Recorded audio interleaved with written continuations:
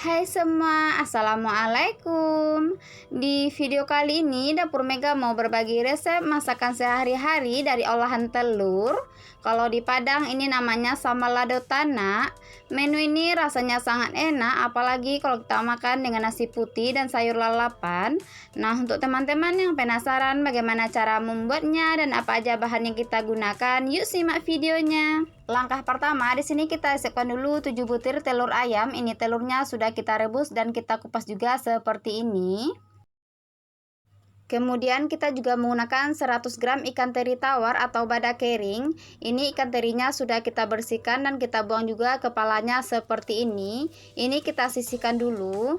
Lanjut, biar nanti rasa masakannya itu makin sedap, kita tambahkan juga 4 butir jengkol. Ini jengkolnya sudah kita rebus dan kita geprek juga seperti ini. Kalau nggak suka jengkol boleh diganti dengan petai, itu sesuai selera aja. Kemudian untuk bumbu halusnya, di sini kita sudah siapkan 150 gram cabai merah keriting. Kita gunakan juga cabai rawit secukupnya. Kemudian ini ada 70 gram bawang merah, 2 siung bawang putih, 1 ruas jahe dan 1 ruas lengkuas. Ini akan kita haluskan dengan menggunakan blender. Dan ini dia hasilnya setelah kita haluskan dengan menggunakan blender. Hasilnya cukup halus seperti ini. Ini kita sisihkan dulu. Kemudian kita juga menggunakan 1 batang serai yang sudah kita geprek, 1 lembar daun kunyit, 2 lembar daun salam dan 2 lembar daun jeruk. Lanjut ke tahap memasaknya. Sebelumnya di sini kita sudah memasak santan terlebih dahulu.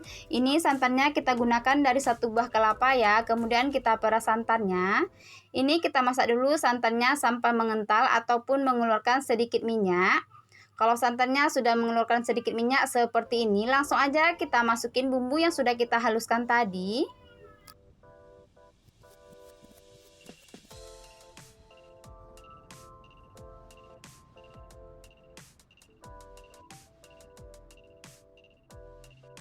Kemudian langsung aja kita masukin serai, daun kunyit, daun salam, dan daun jeruknya.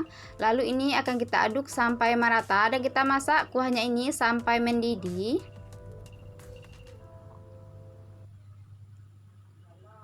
Kalau kuahnya sudah mendidih dan minyaknya sudah naik ke atas seperti ini, langsung aja kita masukin ikan teri ataupun badak keringnya. Kemudian jengkolnya juga langsung aja kita masukin. Kemudian ini kita masak dulu sebentar sampai nanti badak kering dengan jengkolnya ini meresap ke kuahnya.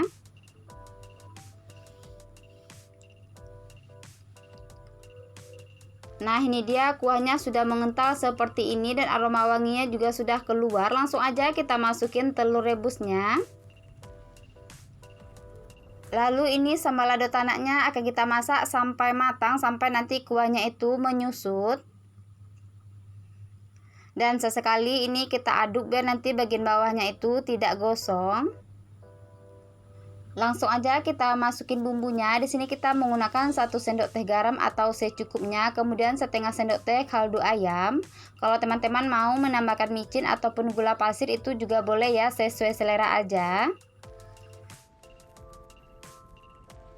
Ini sambal lado tanaknya kita masak sampai matang, sampai nanti kuahnya itu mengering. Sambal lado tanaknya ini kita masak dengan menggunakan api sedang dan sesekali kita aduk. Saat memasak sambal lado tanak ini jangan lupa dikoreksi rasa. Kalau ada bumbu yang kurang seperti garam itu boleh ditambahkan kembali. Nah, ini dia sambal lado tanaknya sudah matang, kuahnya juga sudah mengering seperti ini dan rasanya juga sudah pas. Langsung aja dimatikan api kompor, kemudian kita pindahkan ke piring saji dan ini siap untuk kita konsumsi.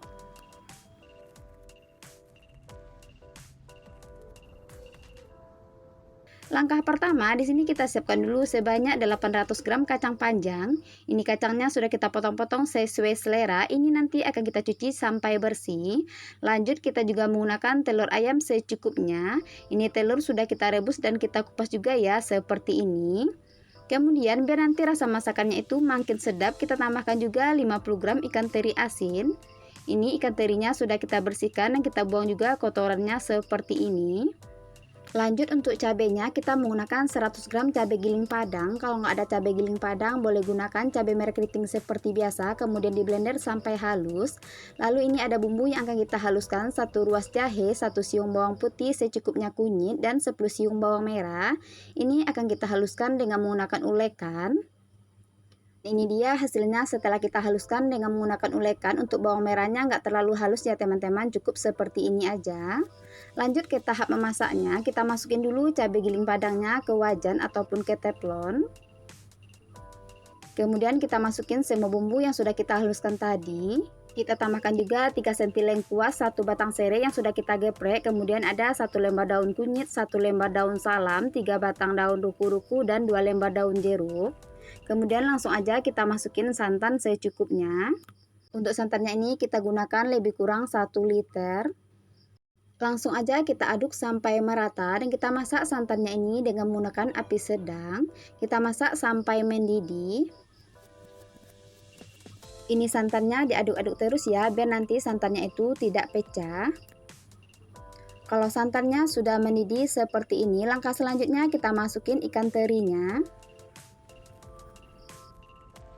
Kemudian ini kita masak dulu sebentar sampai ikan terinya ini meresap ke kuah gulai ataupun ke santannya.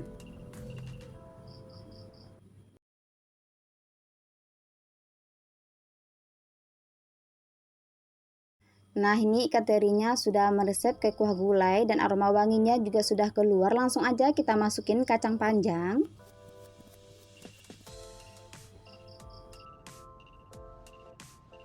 Lalu kita aduk sampai merata dan kita masak gulainya ini sampai matang, sampai nanti kacang panjangnya ini lunak ataupun layu.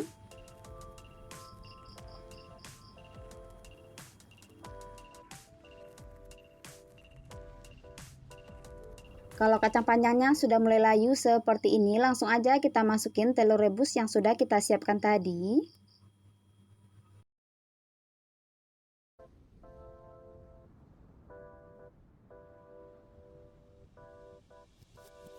Kalau telurnya sudah kita masukin seperti ini gulainya kita masak nggak perlu terlalu lama lagi karena kacang panjangnya ini sudah setengah layu. Jangan lupa kita tambahkan juga 2 keping asam manis biar nanti gulainya itu makin segar. Kemudian ada 5 biji cabai rawit. Lanjut ini gulai kita aduk sesekali dan kita masak sampai matang. Kebetulan kita tadi menggunakan cabai giling padang, jadi kita tidak perlu lagi menambahkan garam ya teman-teman, karena cabai giling padang itu sudah asin. Di sini kita cukup menambahkan micin dengan kaldu ayam secukupnya. Lalu ini kita aduk kembali sampai merata dan kita masak gulainya ini sampai matang. Saat masak gulai kacang panjang ini jangan lupa dikoreksi rasa, kalau ada bumbu yang kurang seperti garam itu boleh ditambahkan kembali. Nah, ini dia gulai kacang panjangnya sudah matang, kacang panjangnya juga sudah layu seperti ini dan rasanya juga sudah pas. Langsung aja dimatikan api kompor, kemudian kita pindahkan ke piring saji.